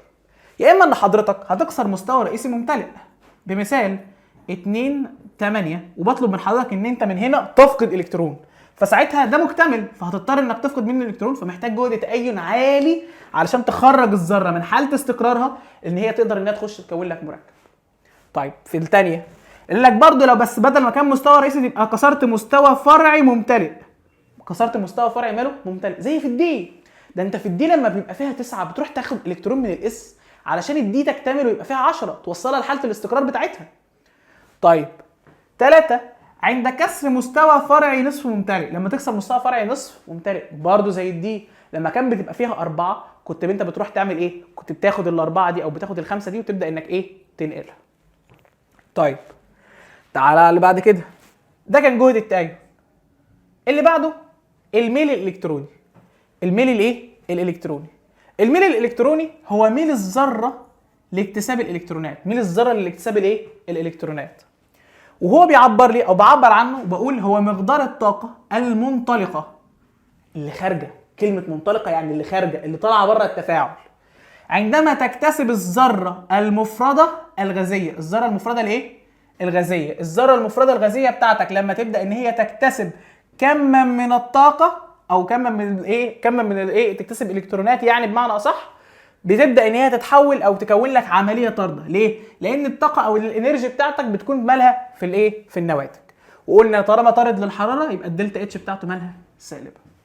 واهو عندي ذره مفرده غازيه اكتسبت الكترون طلعت لي ايون سالب. الايون السالب ده خرج معاه ايه؟ طاقه. وقال لك خلي بالك يكون الميل الالكتروني اكبر ما يمكن. اكبر ما ايه؟ ما يمكن، يعني يكون الميل الالكتروني بتاعك كبير. قال لك لو كان الالكترون المكتسب بتاعك ده يؤدي للوصول لحاله استقرار. يعني لو انت كنت بتاخد الكترون عشان توصل لحاله الاستقرار، اذا ساعتها الميل الالكتروني بتاعك يكون كبير. ليه؟ ما انت خلاص انت بتساعدني ان انا اكون مستقر، فتمام. طيب 2 قال لك يكون الميل الالكتروني اصغر ما يمكن. احنا قلنا هو كبير. بيكون كبير امتى؟ لما ياخد الكترون علشان يوصله لحاله الاستقرار. طب امتى يكون صغير؟ لما ياخد الكترون يخرجه من حاله الاستقرار. اهو لما يكون الالكترون المكتسب يؤدي الى الخروج من حاله الايه؟ الاستقرار. وقال لك خلي بالك ان الميل الالكتروني للفلور دايما اقل من الايه؟ من الكلور، وده بصغر حجم الفلور. الفلور بالرغم من ان هو يسبق او قبل الكلور في المجموعه، الا ان هو الفلور كحجما صغير على عدد الالكترونات اللي هو فيه، فلما يكتسب الكترون اصبح ساعتها بيكون الالكترون بتاعي عارف اللي هو بيعمل زي كثافه ايه؟ الكترونيه. يعني الكترونات كتير قوي موجوده في اوضه صغيره بتعمل زي زحمه، اللي احنا اللي هي لو جينا حتى نشبهها بالكثافه السكانيه، احنا مثلا في مدينه بتستوعب مثلا 50 شخص، جيت انت ال 50 شخص دول حطيت 100 ماشي، قدرت ان هي تستحمل. حطيت واحد زياده فوق ال 100 مش هتستحمل، خلاص ما عادش في مكان اصلا، انت خلاص حطيت لها اكبر من طاقتها. فكسبب الكثافه الالكترونيه كان الميل الالكتروني للفلور اقل من الايه؟ من الكلور، وده بصغر حجم الفلور، فبيزداد التنافر. خلاص بقى احنا مش طايقين بعض، بقينا نزق في بعض بقى، خلاص ما هو الاوضه زحمه، الاوضه ضيقه، انت مش عارف حتى تتحرك فيها. فيزداد الايه؟ بسبب التنافر، بسبب الايه؟ الكثافه بتاعه الالكترونات. طيب انت اتكلمنا دلوقتي على جهد التأين واتكلمنا عن الميل. طب بس انت يا مستر ما قلتليش تدرجهم. قال لك الميل والجهد تدرجهم عكس نص القطر، عكس نص الايه؟ القطر. طب هو نص القطر كان ايه؟ كلما اتجهنا في الدوره من اليسار من الفئه اس لليمين للفئه بي، كان ايه اللي بيحصل؟ نص القطر بيقل، يبقى ويزداد جهد التأين والميل الالكتروني، يزداد جهد التأين والميل الالكتروني. وده عكس ده، نص القطر بيقل في الدوره يبقى هيزيد عندي الجهد والميل. نص القطر بيزيد في المجموعه، كلما اتجهنا من اعلى لاسفل بيزيد نص القطر، واحنا قلنا انه عكسه، فهيقل جهد التأين والايه؟ والميل. تعال لثالث حاجه بعد كده. ثالث حاجه عندي وهي السالبيه الكهربيه. السالبيه الكهربيه هي مقدار القدره على جذب الكترونات الرابطه نحوها. هي القدره على جذب الكترونات الرابطه ايه؟ نحوها. انا دلوقتي عندي رابطه عايز اجذب الكترونات الرابطه دي ليا او في اتجاهها او ناحيتي، فده بستخدم حاجه اسمها الايه؟ السالبيه الكهربيه. طيب انا عايز اعرف الفرق ما بين السالبيه الكهربيه والميل. اصل معلش يا مستر انت في الميل قلت لي ان ده بيكتسب، طب ما انت باين برضو جبت السالبيه الكهربيه بتقولي ده بيكتسب. قال لك خلي بالك ان السالبيه الكهربيه بتكون مع الذره المرتبطه، يعني ذرتين مرتبطين ببعض، انما الميل بيكون مع الذره المفرده الغازيه، الذره المفرده اللي واقفه لوحدها وبتكون حالتها او صفاتها مالها؟ غازيه. وقال لك خلي بالك ان اعلى عناصر الجدول الدوري، مش المجموعه، الجدول الدوري كله، اعلى عناصر الجدول الدوري كله هي ايه؟ الفلور. الفلور هو اعلى العناصر السالبيه الكهربيه في الجدول الدوري كله. وبرضه السالبيه الكهربيه تتناسب عكسيا مع نص القطر، يعني كل لما نص القطر زاد السالبيه الكهربيه بتقل، كل ما نص القطر قل السالبيه الكهربيه بتزيد. ومش بس بتزيد لوحدها بقى، لو جينا نربطهم الثلاثه ببعض ده بيزيد معاها جهد التأين وبيزيد معاها الميل، وهي نفسها بتزيد اللي هي السالبيه. طيب خلينا نلخص اللي احنا قلناه، ونلخص الخواص كده الكام خاصيه اللي احنا قلناها كده. احنا اتكلمنا عن نص القطر وقلنا ان على نص القطر هربط الباقي. قال لك في الدوره، فين؟ في الدوره بتاعتك حضرتك اهي، كلما اتجهت منين لفين؟ من اليسار لليمين، يعني رحت من الفئه اس لحد الفئه بي، ايه اللي بيحصل لحضرتك؟ بيقل نص القطر. وايه اللي بيزيد؟ بيزيد جهد التأين والميل الالكتروني والسالبيه الكهربيه، بيزيد جهد التأين والميل الالكتروني والسالبيه الايه؟ الكهربيه. بينما كلما اتجهنا من الاعلى الى الاسفل من اول المجموعه لحد تحت، ايه اللي بيحصل؟ قال لك بيزيد نص القطر. واحنا قلنا ان كده العلاقه عكسيه، العلاقه مالها؟ عكسيه. اللي هيحصل لنص القطر هيحصل عكسه في جهد التأين والميل والسالبيه، فهيزيد نص القطر، يبقى اذا هيقل جهد التأين وهيقل الميل وهيقل السالبيه الكهربيه. طيب خلصنا كده الثلاث خواص دول برخامتهم بصعوبتهم بكل حاجه فيهم. اللي جاي ده بقى كله كلام لذيذ خالص. جينا بعد كده خدنا حاجه اسمها الخاصيه الفلزيه واللا فلزيه، وعرفنا ان انا كان عندي عالم اسمه بريزيليوس. عالم اسمه ايه؟ بريزيليوس ده كان عالم قسم العناصر لفلزات ولا فلزات، لفلزات ولا ايه؟ فلزات. طيب قسمهم فلزات ولا فلزات بناء على ايه؟ قال لك بناء على الاختلاف في خواصها الفيزيائيه، الاختلاف في خواص الايه؟ الفيزيائيه. شاف ان ده ليه خواص فيزيائيه بتميزه وده ليه خواص فيزيائيه بتميزه، فقال لك اللي ليه خواص المعينه ده هيبقى فلزات، واللي ليه خواص المعينه دي يبقى لا فلزات. طيب نبدا باول حاجه الفلزات. انت فاكرها من اعدادي كنت بتقول ايه؟ عناصر لها بريق معدني قابله للطرق والسحب والتشكيل. وكنت ساعات بتزود بتقول ان الفلزات هي عناصر مستوى الطاقه الاخير بتاعها فيه 1 أو 2 أو 3 الكترون. جيده التوصيل للكهرباء. دي بقى الحته دي، هي دي بقى الحته التركيه بقى اللي هتفرق الشرح او الكلام اللي احنا قلناه في اعدادي عن الكلام اللي هنقوله دلوقتي في ثانوي. قال هي جيده التوصيل للايه؟ للكهرباء، يعني سهل ان انت توصل بيها كهرباء. طيب ليه سهل ان انا اوصل منها كهرباء؟ قال لك بسبب كبر نصف القطر وسهوله حركه الالكترونات. مساحه واسعه، الالكترونات بتتحرك بكل حريه، معاها مساحتها نص قطرها كبير فتتحرك، يبقى الفلزات نص قطرها كبير، فبناء عليه ان هي تقدر انها توصل ايه او توصيلها جيد للايه؟ للكهرباء. طيب كنا احنا بنقول ان هي عناصر كهروموجبه، يعني موجبه الشحنه. قال لك ليه؟ قال لك لانها تميل لفقد الالكترونات، مش الفلزات بتفقد الكترونات فبتتكون لايون موجب. فقال لك نتيجه للفقد اثناء التفاعل بيكونها ايون موجب، ده بيخليها عناصر كهروموجبه. طيب 5 تتميز بقى بكبر نصف القطر، وطالما نص القطر كبير قلنا علاقه عكسيه مع الباقي، فبالتالي هيبقى صغر جهد التأين والميل الالكتروني والسلبيه الكهربائيه. طب اللافلزات عكسها.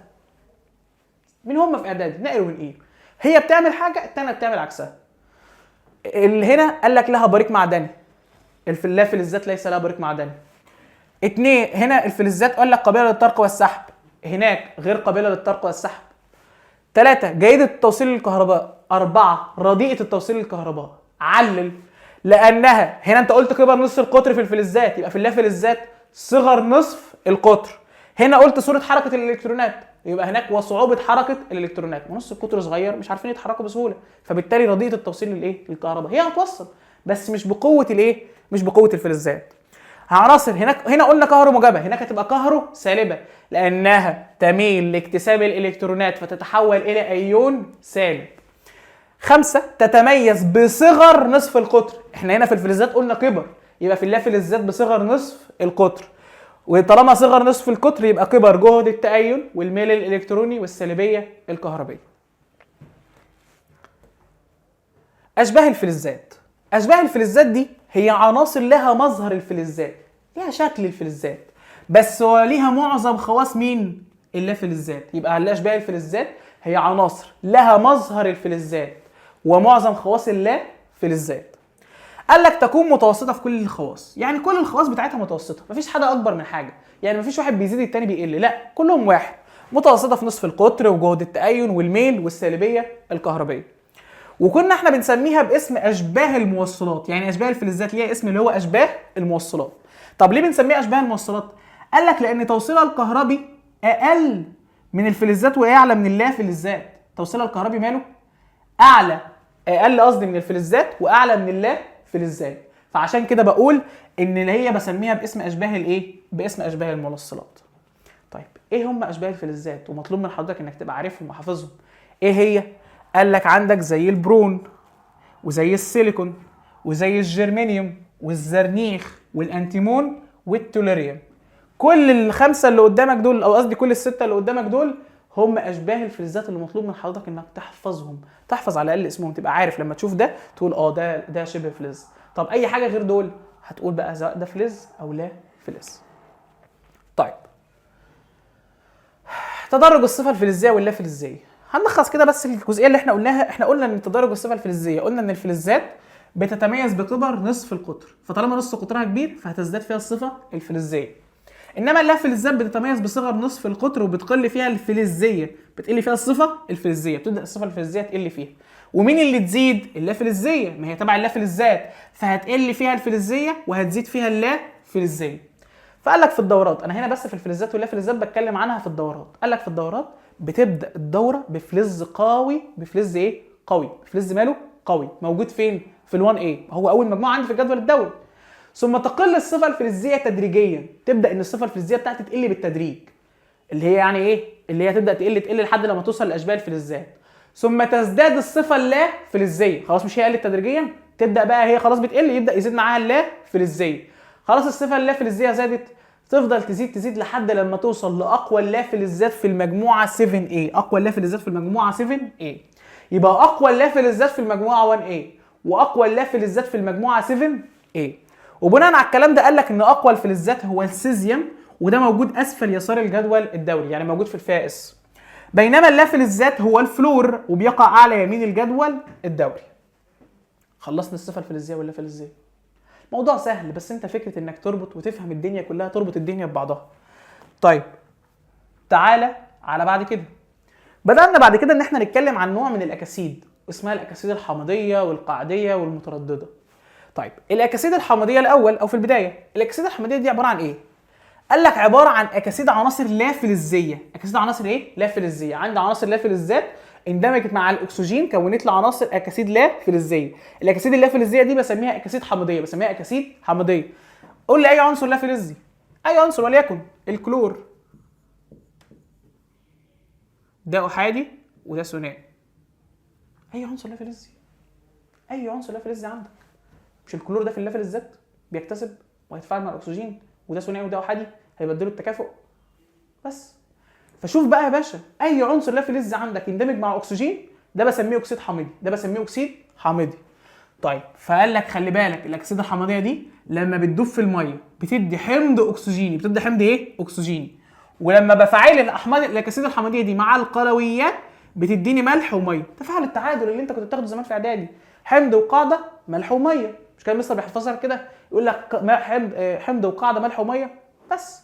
انت دلوقتي معاك الاكاسيد الحامضيه هتحطها في الميه هتدوب معطيه حمض اكسجيني، ولما اجي اخد الحمض الاكسجيني او اجي اخدها افعلها مع قلوي تكون لي ملح وايه؟ ملح وميه. طيب الاكاسيد القاعديه قال لك هي اكاسيد عناصر لا فلزيه. اكاسيد عناصر لا ايه؟ فلزيه. قال لك تذوب في الماء مكونه قلوي، مكونه ماله؟ قلوي، وتكون مع الاحماض ملح وميه. العكس بقى، الاكاسيد القاعديه اكاسيد عناصر فلزيه بتتفاعل فلزات متفاعله مع اكسجين بكوننا لي اكاسيد قاعديه. لما بدوبها في الميه بتاعت قلويات او بتاعت قواعد، بتاعت هيدروجين يعني، بتاعت هيدروكسيد قصدي، وبتكون مع الحمض ملح وايه؟ ملح وميه. طب الاكاسيد المتردده قال لك دي بقى ما بتحبش تزعل حد، دي تتفاعل مع الحمض كانها قاعده. يعني انت لو جيت خدتها كده حطيتها مع حمض هتتفاعل كانها قاعده، ولو تفاعلت مع القاعده كانها حمض، لو جيت حطيتها مع قاعده هتتفاعل كانها حمض. ما بتحبش تزعل حد، على حسب الوسط اللي هي فيها تتفاعل. حضرتك ايه؟ حضرتك قاعده انا حمض، حضرتك حمض انا قاعده، انا مش هختلف معاك في حاجه. طيب الاكاسيد المتردده دي منها زي اكسيد الالومنيوم واكسيد الانتيمون واكسيد الخرسين واكسيد القصدير. 4 اكاسيد متردده عندي لما بيتفاعلوا مع اي حاجه بتبقى متردده، بتتفاعل حسب الوسط بتاعها، حسب الوسط اللي هي موجوده فيه. طيب بعد كده الاكاسيد المتعادله دي بقى اكاسيد ولا بتتفاعل مع احماض ولا بتتفاعل مع قواعد، ولا بتتفاعل مع احماض ولا بتتفاعل مع ايه؟ مع قواعد. زي اول اكسيد الكربون واكسيد النيتريك. طيب تدرج الصفه الحامضيه والقاعديه انت سمعتها قبل كده، كنت فاكر انت بتقول في الصفه الفلزيه ولا فلزيه ايه؟ تبدا بفلز قوي. دي بقى الصفه الحامضيه والقاعديه تبدا بفلز قلوي قوي. تبدا بفلز قلوي ايه؟ قوي. مش قلنا الفلزات بتكون اكسيد قاعديه؟ يبقى تبدا بفلز قلوي قوي في ال1 A، ثم تقل الصفه الفلزيه ومعاها القلويه، تقل الصفه الفلزيه والايه؟ والقلويه تدريجيا حتى تزداد الصفه الحامضيه وتزداد الصفه اللا فلزيه. انا ربطت لك الاثنين ببعض اهو، هتزداد الحامضيه واللا فلزيه لحتى تصل الى اقوى الاحماض في المجموعه 7A اهي. ربط الكلام كله ببعضه، انا ربطت ده بالده بده كل واحد. هنا بقى هتكلم عن المجموعه، وهتكلم عن مجموعتين بالتحديد، المجموعه 1A والمجموعه 7A. قال لك خلي بالك في المجموعه 1A كلما اتجهنا من اعلى الى اسفل، كلما اتجهنا منين لفين؟ كلما اتجهنا من اعلى الى اسفل تزداد القلويه، يعني بيزيد نسبه الاو اتش اللي موجوده عندي. يعني وانت في المجموعه 1A كل ما تنزل لتحت وانت جوه ال1A هتزداد الصفه القاعديه. طب لو انا في ال7A كلما اتجهنا من اعلى الى اسفل هتزداد الحامضيه. يبقى انا في ال1A كلما اتجهت من اعلى لاسفل هتزيد القلويه. طب في ال7A كلما اتجهنا من اعلى الى اسفل هتزداد الحامضيه. بعد كده خدنا قوه الاحماض الاكسجينيه. قوه الاحماض الايه؟ الاكسجينيه. بيبقى عندي احماض اكسجينيه ببقى عايز اعرف قوتها قد ايه، عباره عن ايه. فكنت بستخدم الصيغه اسمها الصيغه الهيدروكسيليه. اسمها الصيغه الايه؟ الهيدروكسيليه. الصيغه الهيدروكسيليه اللي هي اللي قدام حضرتك دي، الصيغه اللي قدامي ده اهي اسمها الصيغه الهيدروكسيليه. بتتكون من لا فلز مع اكسجين، مع ايه؟ اكسجين، وبيبقى عندي عدد معين من الاكسجين، كل ده متحد مع مجموعه هيدروكسيد، مع مجموعه هيدروكسيد، والام ده اهي هي عدد مجموعات الهيدروكسيد اللي عندي. فاهو اهو ادي الام عباره عن لا فلز، الN هو عدد ذرات الاكسجين الغير مرتبطه بالايه؟ بالهيدروجين، دي اللي الوقفه الوحيده. انما الM عدد ذرات الاكسجين المرتبطه بالايه؟ بالهيدروجين، اللي هو كام معايا؟ عندي كام اكسجينه مكونه للايه؟ الهيدروجين اللي عندي. وعندي 4 احماض او 4 اهم احماض عندي: بيروكلوريك، كبريتيك، ارثوفوسفوريك، ارثوسيليكونيك. طب تعالى كده نشتغل معاهم، هنشتغل على واحد واحد منهم كده ونكتب ليه الصيغه الهيدروكسيليه ونطلع الN ونطلع الM. بص يا سيدي، احنا هنعملها بطريقه سهله وبسيطه كده، يا رب يا رب تفهمها وتبقى سهله عليك. هو مش احنا قلنا ان هو بيبقى لا فلز جنبه اكسجين جنبه هيدروكسيد؟ هسال حضرتك سؤال، انا عندي هنا كام هيدروجينه؟ واحده. وعندي كام اكسجينه؟ 4. الهيدروجينه دي محتاجه كام اكسجين عشان تكون لي هيدروكسيد؟ هيدروجينه واحده محتاجه اكسجينه واحده، فاذا ده هيكون لي مجموعه هيدروكسيد واحده، صح ولا غلط؟ فيبقى اذا الالكترون او عندي كام مجموعه هيدروكسيد؟ واحده، فمش شرط ان انا اكتبه. اللا فلز عندك هنا فين؟ الكلور مرتبط بذره اكسجين، انت خدت من الاربعه دول واحده، اتبقى 3. تعالى في اللي تحت، ادي عندي مجموعه هيدروكسيد كده كسبت. عندك كام هيدروجينه؟ 2. معاك كام اكسجينه؟ 4. انت خدت من الاربعه دول 2 عشان تكون لي مجموعتين هيدروكسيد، اتبقى كام؟ اتبقى 2. وحط اللا فلز. تعالى في الارثوفوسفوريك، ادي الهيدروكسيد وادي الاكسجين وادي اللا فلز اللي هو الفوسفور. حضرتك خدت كام معاك كام هيدروجينه؟ 3. خدت كام اكسجينه؟ 3. اتبقى كام؟ اتبقى 1. فاذا واحده وادي 3 مجموعات هيدروكسيد. هنا انت خدت الاربعه كلهم، ادي الاو اتش 4. وهنا هيبقى في اكسجينه واقفه الوحيده غير مرتبطه بالهيدروجين؟ لا طبعا، ما عادش موجود. واكتب السيليكون زي ما هو. كده انا كتبت الصيغه الهيدروكسيليه للاربع احماض اللي قدامي. الN بكام هنا؟ هنا ب3، وهنا ب2، وهنا ب1، وهنا ب0. طب الM اللي هي عدد ذرات الاكسجين المرتبطه بالهيدروجين، هنا 1، هنا 2، هنا 3، هنا 4. طيب احدد قوه الحمض ازاي؟ قال لي تستدل على قوه الحمض من عدد ذرات الاكسجين الغير مرتبطه. ركز في الحته دي، بقول لك الغير ايه؟ مرتبطه، اللي هي مين؟ اللي هي الN. فاذا يبقى ده حمض قوي جدا مقارنه باللي تحته. اللي تحته ده حمض قوي، ده متوسط، ده ضعيف. بس كل ما الN زادت كل ما الحمض قوته زادت، كل ما الN قلت كل ما الحمض قوته قلت، وهكذا. بس يا سيدي يكتب لك بقى اي حمض، روح يا باشا قارن واعمل. حته كمان بس كده عايزك تعرفها، هو هنا اللا فلز احنا قلنا مين؟ الكلور. الكلور ده في المجموعه 7A. هنا الكبريت في المجموعه 6A لانه اس 16. B 15 اللي هو الفوسفور في المجموعه 5A. السيليكون 4A. هسأل حضرتك سؤال، 7A فاضل لها كام الكترون؟ لو انت مثلا عنصر في 7A فاضل لك كام الكترون حتى تكتمل؟ 1. كون لي كام مجموعه هيدروكسيد؟ 1. هنا كان 6A فاضل لك كام الكترون؟ 2. كونت كام مجموعه؟ 2. يبقى ممكن من رقم المجموعه اشوف انت فاضل لك قد ايه عشان تكتمل، واخد الرقم اعوض عنه كمجموعه هيدروكسيد. طب يا مستر ما هيبقى عندي مشكله، ما هو دلوقتي الاو 3 ده اهي اللي قدامك، انا مش عارف هيبقى ايه عندي كام اكسجين. باش انا عرفت انا معايا كام هيدروكسيد بس مش عارف معايا كام اكسجين.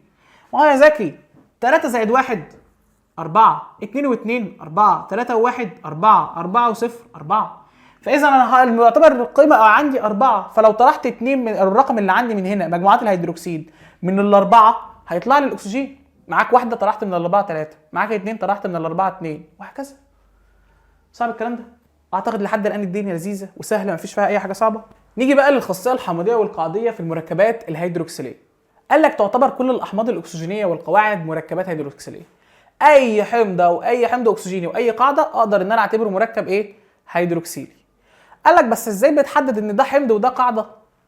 قال لك عن طريق حاجه بسيطه جدا، ان انا دلوقتي بشوف لو كانت قوه الجذب اللي ما بين الاتش والاو اصغر من قوه الجذب اللي ما بين الام والاو. ثواني بس، الام دي هي الذره بتاعتك واللي شحنتها مالها موجبه، واللي عندك هنا الهيدروجين اللي برضه شحنته موجبه، وده الاكسجين اللي شحنته مالها سالبه. موجب وموجب يحصل ما بينهم تنافر، موجب وسالب يحصل ما بينهم تجاذب، موجب وسالب برضو ايه؟ تجاذب. فلو كانت الرابطه ده اهي اقوى من الرابطه دي. يعني احنا 3 واقفين مع بعض، قمت جاي كده اكسجين تعال سيبك من ليه؟ من الهيدروجين ده انا مش عايزينه، الراجل ده الواد ده مش سالك، ابعدوا عننا. فدلوقتي بقيت انا كام والاكسجين احنا الاثنين مع بعض، فدلوقتي مين اللي هيخرج لوحده؟ الهيدروجين. فلما تتأين او يخرج وادوبه في ميه ويخرج عندي الهيدروجين، كده انت كونت ايه؟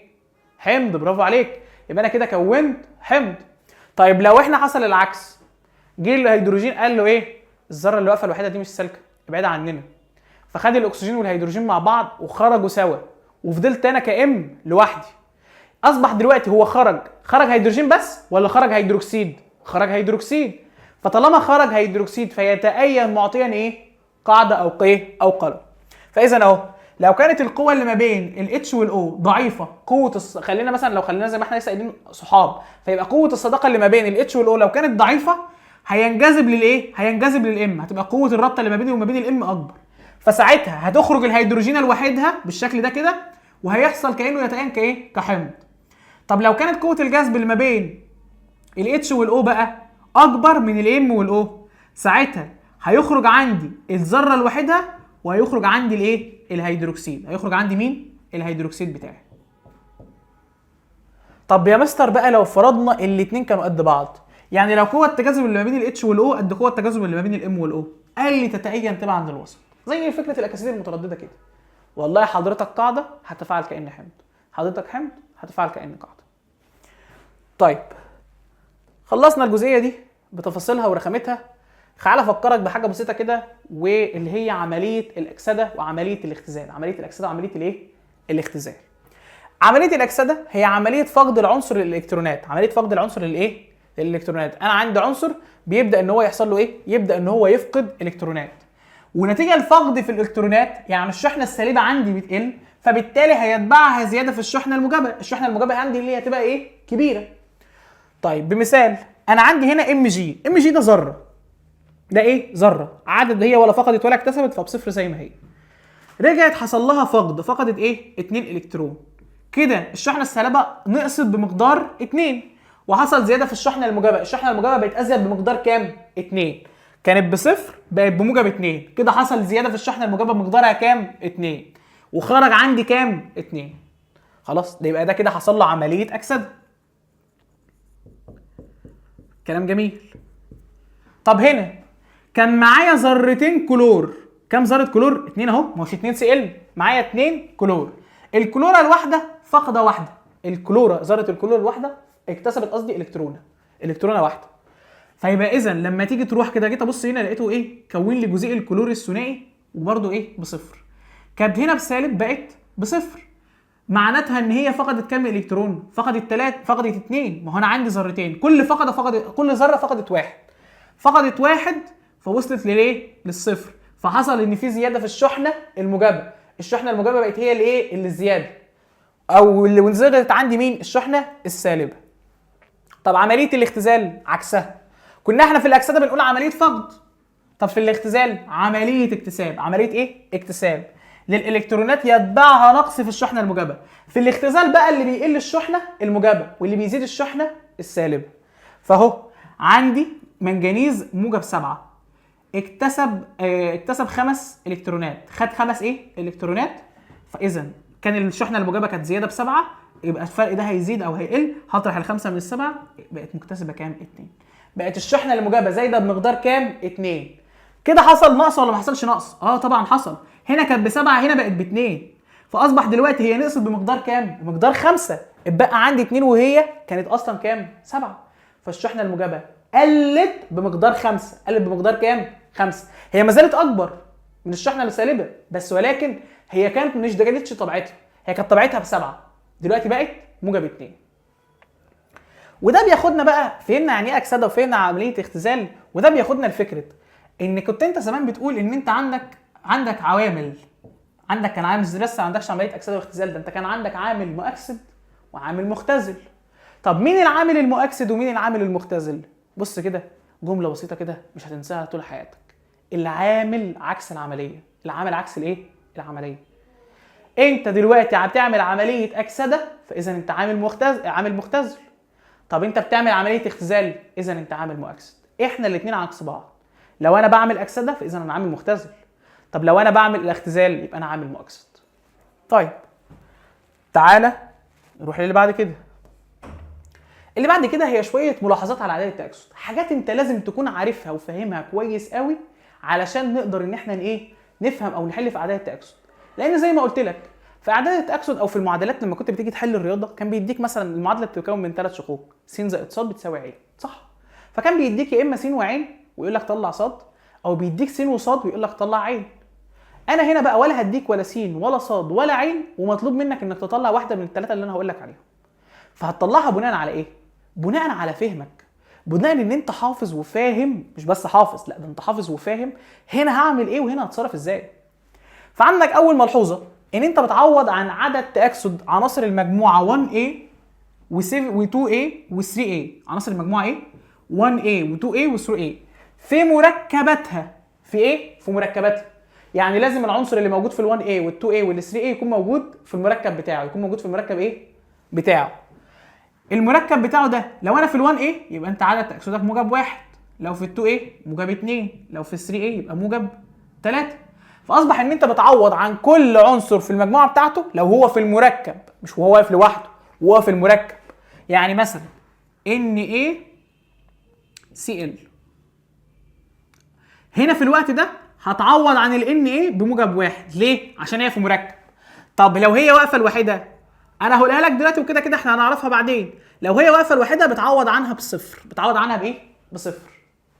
طيب تاني حاجه عدد تاكسد الاكسجين قال لك في مركباته غالبا بسالب 2 بنسبه 99% في مركباته هو بسالب 2.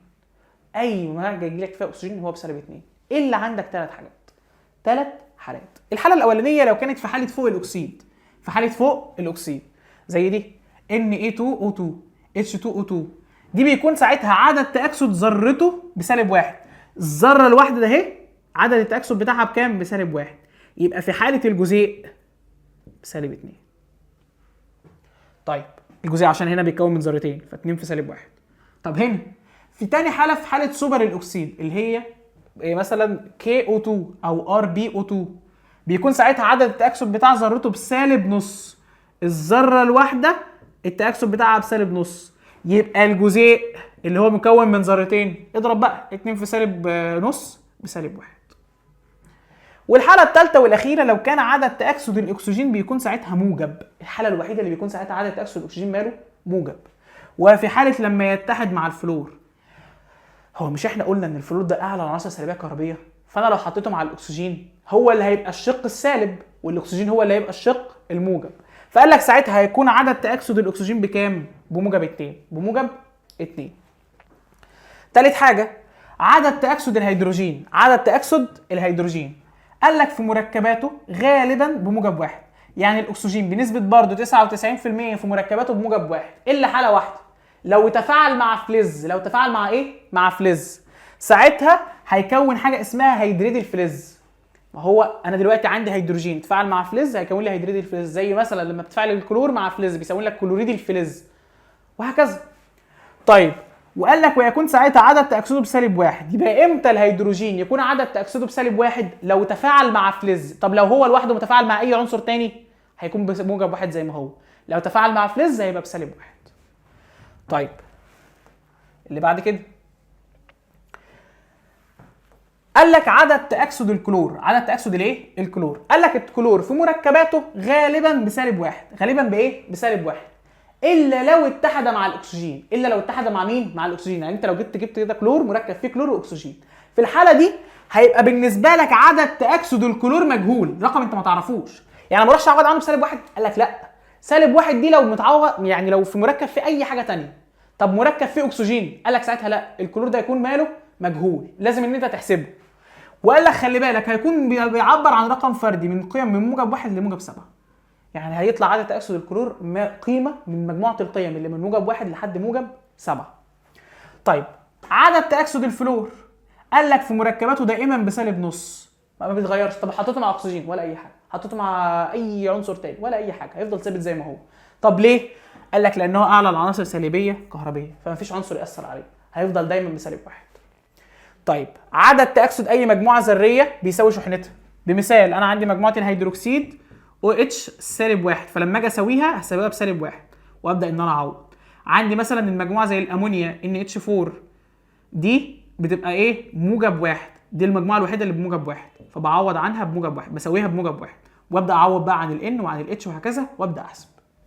عدد تأكسد اي عنصر منفرد اللي احنا بقى اتكلمنا فيه من الاول، اي عنصر واقف لوحده منفرد او جزيء متماثل يعني كده O2، او عنصر واقف لوحده زي الNA، بعوض عنه بصفر. بعوض عنه بايه؟ بصفر. لقيت كده NA واقفه لوحدها، اقول لها لا مؤاخذه انت عدد تأكسدك بصفر. تقول لي ازاي ده انا كنت موجب 1 فوق؟ اقول لها في مركباتك، لو انت في مركب هعوض عنك بموجب 1. طب انت واقفه لوحدك؟ بصفر. قال لك مجموع شحنات برضو اي مركب بصفر. اي مركب عندي زي اللي احنا كنا مساويين بايدي كده، لما اجي اقول لك كده NaCl واقول لك احسب لي احسب لي الCl، هقوم مساويها بصفر واعوض عن Na بموجب 1 ويطلع لي قيمه الCl. دي الملاحظات اللي المفروض حضرتك تكون حافظها وفاهمها كويس قوي عشان تقدر انك تحل اعداد التأكسد. تعالى كده عشان اخر حاجه بقى، ده في حاله ان انت كنت جبت لك عنصرين او مركبين كده جنب بعض او مركب وقلت لك احسب لي الايه؟ اعداد التأكسد بتاعته. طب لو في معادله، يعني لو جايب لك انا معادله تعمل ايه؟ قال لك اول حاجه هتعملها انك هتحسب عدد التأكسد مره في المتفاعلات. هتحسبه مره فين؟ في المتفاعلات. هتروح على المتفاعلات كده وتحسب عدد التأكسد بتاعها. طيب تاني مره هتروح للنواتج، هتحسب المركب او العنصر ده وهو خارج في النواتج. لو لقيت ان ما حصلش قصدي تغيير في اي حاجه، يعني العنصر ولا حصل له اي تغيير، نفس القيمه اللي خارج داخل بيها هي نفس، يعني نفس عدد التأكسد اللي في المتفاعلات هو اللي في النواتج، يبقى ده ولا حصل له اكسده ولا حصل له اختزال. ولا حصل له ايه؟ اختزال. يبقى ساعتها بقول ان العنصر بتاعي ده ولا حصل له اكسده ولا حصل له ايه؟ اختزال. طيب لو لقيت حصل زياده، لو حصل عندي زياده في الشحنه مالها؟ الموجبه. زياده في الشحنه الايه؟ الموجبه. زياده في الشحنه الموجبه كنا خدناها في الاول اللي هي يبقى حصل له ايه؟ اكسده. طب لو لقيت حصل نقص في الشحنه الموجبه عكسها، يبقى المعلم ده حصل له ماله؟ حصل له اختزال. وقال لك خلي بالك لما تلاقي الماده المختزله والمؤكسده جوه نفس المركب، يعني مركب واحد كده في المتفاعلات جوه الماده المختزله والماده المؤكسده جوه مركب واحد، بسميها اكسده واختزال ماله؟ ذاتي. وخلي بالك من ملحوظه مهمه قوي، ان المعادله بتاعتك دائما وابدا بيحصل فيها العمليتين، لان العمليتين متكاملتين لبعض. يا اما بيحصل لازم زي ما حصل اكسده يحصل الاختزال، واحد فقط والتاني هياخد اللي فقطه. ما ينفعش يحصل اكسده واكسده، وما ينفعش يحصل اختزال واختزال، لازم يبقى واحد حصل له اكسده وواحد حصل له اختزال. في مشكله؟ حصه طويله، حصه مليانه بتفاصيل كتير وحاجات كتير قوي جدا محتاج انك تعرفها وتسمعها كويس قوي عشان تبدا تظبط وتبقى فعلا لميت. اقدر اقول لك ان انت بنسبه 99% لميت المنهج كله. اخر حاجه وهودعك، ايه؟ ادي عندي معادله هنطبق او هنحل على طريقه الايه؟ التأكسد. انا عندي دلوقتي مركب اسمه NH4NO2 وعندي ال Na2 في النواتج، فانا هحسب مره في المتفاعلات ومره في النواتج. ادي ال NH4 مره وال NO2 فيها ان برضو، وادي المره اللي في النواتج اللي هي ال N2. دي اسهل حاجه، جيب صفر. جزيء متماثل واقف لوحده في النواتج بصفر. طيب تعالى على بعد كده ال NH4 دي بموجب 1، فهساويها بموجب 1. تمام؟ سويتها بالموجب 1 زي الفل.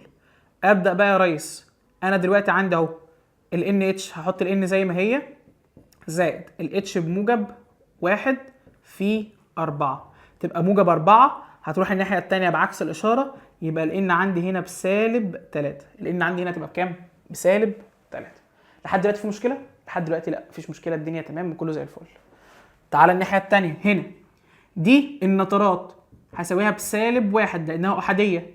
ال N زي ما هي في ال O بسالب 2 في 2، هتطلع هنا بسالب 4. هنقلها الناحيه الثانيه بعكس الاشاره تبقى موجب 4، هيبقى هنا ال N بموجب 3. ال N هنا تبقى بكام؟ بموجب 3. ده سالب 3 وده موجب 3، مره في المتفاعلات المرتين اللي في المتفاعلات. عايز اعرف مين في دول فقط ومين في دول اكتسب. هشوف الزياده في الشحنه الموجبه وعلى اساسها احدد. بعد اذن حضرتك كده بص كده معايا، مين هنا؟ انا هنا عندي ال N في النواتج بصفر، وعندي هنا بموجب 3 وعندي هنا بسالب 3. اذا اللي كانت ال N بتاعته اهي بصفر، كده حصل زياده ولا نقص؟ كده حصل زياده. مش كان بسالب 3 طلعت لحد الصفر، يعني الشحنه زادت صح؟ فكده ده حصل له عمليه ايه؟ اكسده. كلام جميل. والعامل عكس العمليه. فده اذا ده عامل مختزل. مين اللي عامل مختزل بس عشان الناس اللي بتتلخبط؟ ده ال NH4 ده اللي عامل مختزل. طيب هنا NO2 كانت بموجب 3 خرجت بقت بصفر. خرجت بقت بايه؟ بصفر. فاذا ده فقط كان موجب 3 نزل ليه؟ صفر. فحصل له اختزال. فاذا ده عامل مؤكسد. عامل ايه؟ مؤكسد. وبس يا سيدي. ده كان الباب الثاني ودي كانت فكره الاكسده والاختزال. اتمنى يبقى الفيديوهين سواء الباب الاول او الباب الثاني ده يبقى حصه كده لذيذه وسهله وممتعه، اتبسطت منها ولمت لك كل تفاصيل المنهج بتاعك، كل حاجه انت محتاجها وكل حاجه انت عاوزها. اتمنى اشوفك على خير في الحصه، وسلام عليكم.